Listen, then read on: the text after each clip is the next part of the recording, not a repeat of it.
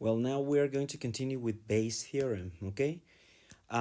These exercises are taken from page 66 and 67 of your book, okay? And what you're going to do is to complete. I think there are three left exercises. I am only going to help you with two, okay? And all right, to solve these kind of problems, we need to build a decision diagram or decisions tree or whatever you want to call it, okay? This is going to help us because it's going to be more visual. This is going to be a kind of route we are going to follow to check what is the probability we are looking for, okay? So let's begin. It says a company uses two machines to manufacture a product. Machine M produces 60% of the total production and machine N the remaining 40%. Of the units produced by machine N, 4% are defective, while machine M has a defect rate of 2%. If a unit is randomly selected and assumed to be defective, what is the probability that it was produced by machine M? Okay, so remember that we are assuming something, we are giving a condition. The condition here is that the piece that the final part we are picking is defective. So our universe are going to be all the defective parts. Okay, so let's begin. First of all, when we start this production, we're going to have two machines. Machine M, that is gonna produce the 60% of the pieces, and machine N, that's gonna be gonna complete the rest of it. Now, the products or the pieces that are produced in machine N, okay, four of them are defective. Okay, so defective and not defective. Defective here are going to be 4%, and here we're going to have 96%. Okay, but in this first machine, number two, sorry, we have defective 2% and non-defective we have this percent. Okay, now in order to check this is the probability of it is produced by machine M given that we know that is defective. Okay, so here we're going to have the universe of defectives, and here we want to get what is the probability of being a defective, assuming that is from the machine M. Okay, now how are we going to get that? Okay, I think I'm giving here a, yeah, I'm missing this part. Okay, so this first of all, we're going to use decimals instead of percentage. Okay, this is going to be 0 0.6, 0 0.4, 0 0.02, 0 0.98, 88, 98, 0 0.04, and 0 0.96. Okay, now, in order to check what is our universe of defectives, we need to multiply all the branches, okay? So this is the path, all the branches for defectives. I mean this times this, okay? So we are going to multiply them. So 0.6 times, let me take my calculator, 0.6 times 0.02 is 0 0.012. And finally, 0.4 times 0.04 is 0 0.008. 16. Okay, now in this case, in the denominator part, we need to sum 0.012 plus 0.016. And in the numerator part, we are going to we're going to pick the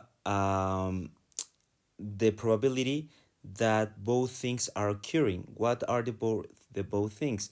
To be defective and be produced by machine M.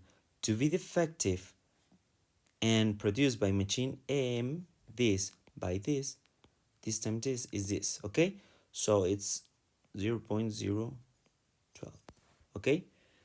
So let me change a little bit my expression here.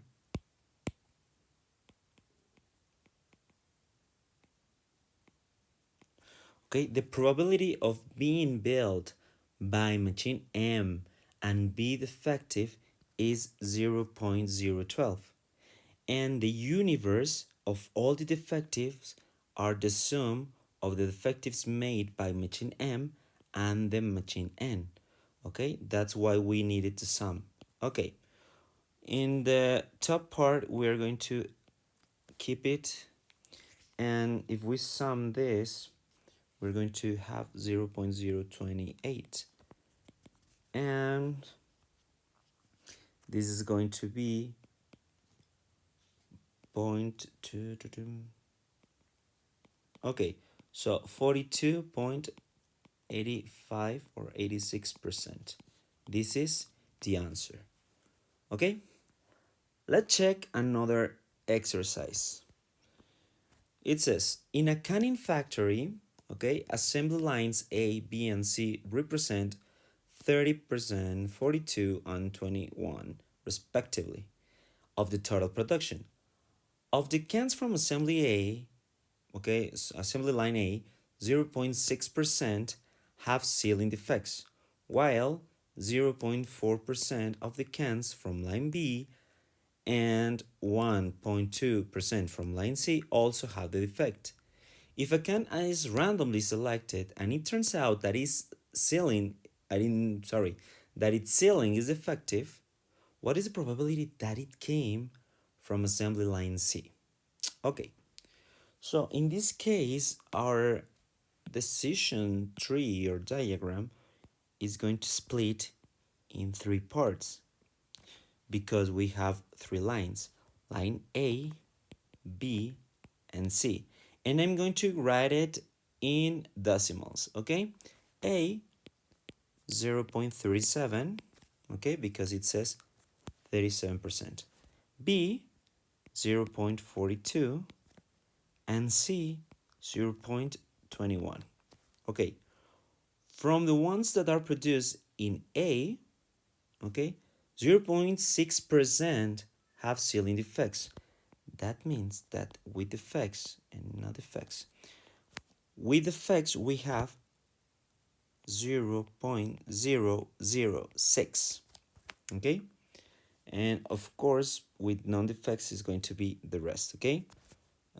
If we don't need it, it's not necessary to write everything, okay? Because it is not asked to know how many non-defectives, okay?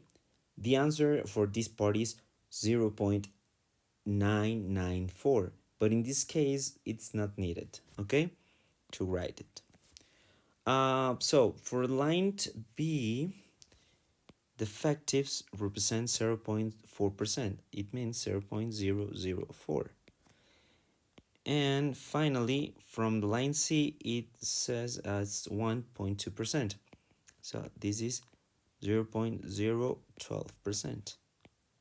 Okay, so in order to get what is the probability of being assembled by line C, assuming that the sealing is effective, is the probability of both happening Z and D if we know that the piece is defective. So we need to multiply all the branches that include defective cans or ceilings. So we are going to get the total of defectives. Okay, so we are going to multiply, in this case, 0.37 times 0.006. So we have, like here, I'm going to assume to write here, 0.00222. Here, 0.42 times 0.004, we have 0.00168. And finally here, 0.21 times 0.012. It says 0.00252. All right, so let's sum this part. It's gonna be 0.00222 plus 0.00168 plus 0.00252.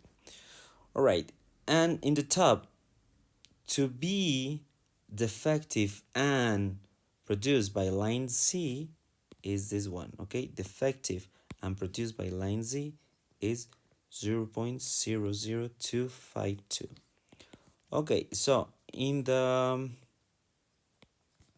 bottom part, we have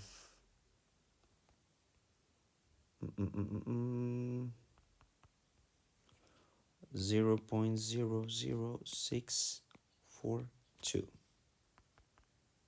And if I complete this division, I got that there is a chance of 39.25% that a defective ceiling from a can was produced by line letter C. Okay, so these are some examples of the Bayes theorem. You must complete the exercises 3, 4, and 5 and upload your evidence to the Teams platform.